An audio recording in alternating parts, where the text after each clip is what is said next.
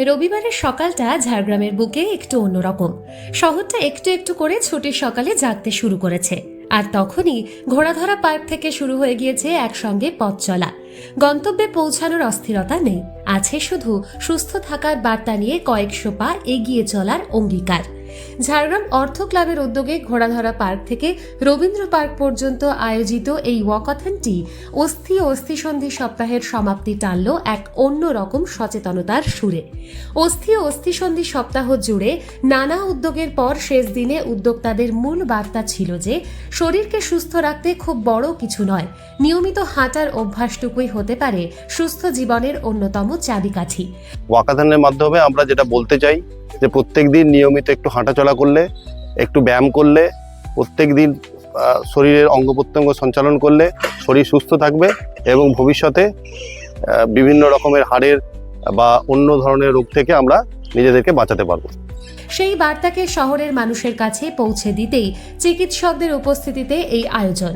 শুধু চিকিৎসক বা স্বাস্থ্যকর্মীরাই নন, শহরের বর্ষিয়ান নাগরিকদের নিয়ে গড়ে ওঠা বিভিন্ন সংস্থার সদস্যরাও পা মেলান এই স্বাস্থ্যযাত্রায়। ঝাড়গ্রাম অর্থ ক্লাবের দেওয়া টি শার্ট পরে একসঙ্গে হাঁটছিলেন অংশগ্রহণকারীরা।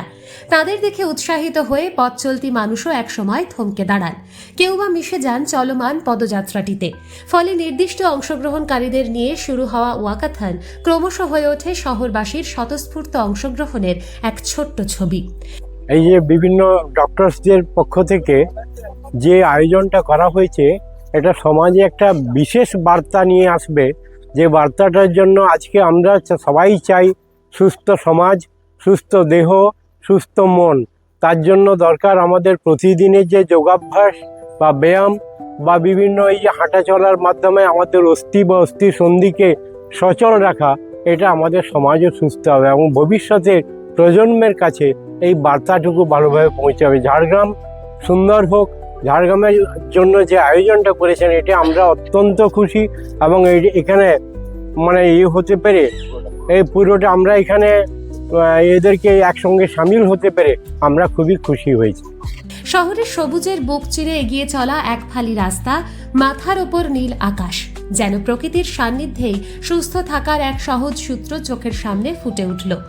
আমরা শুধু এই সপ্তাহের মধ্যেই সীমাবদ্ধ থাকব না, আমরা সারা বছর ধরে এরকম কর্মসূচি মাঝে মাঝেই পালন করব, যেটা আমাদের ইন্ডিয়ান অর্থোপেডিক অ্যাসোসিয়েশন এবং ওয়েস্ট বেঙ্গল অর্থোপেডিক অ্যাসোসিয়েশনের একটা কর্মসূচির মধ্যে পড়ে। তো সারা বছর ধরেই আমরা এরকম প্রোগ্রাম করব, ফলে সারা বছর ধরেই যাতে এই সচেতনতা বৃদ্ধি হয়।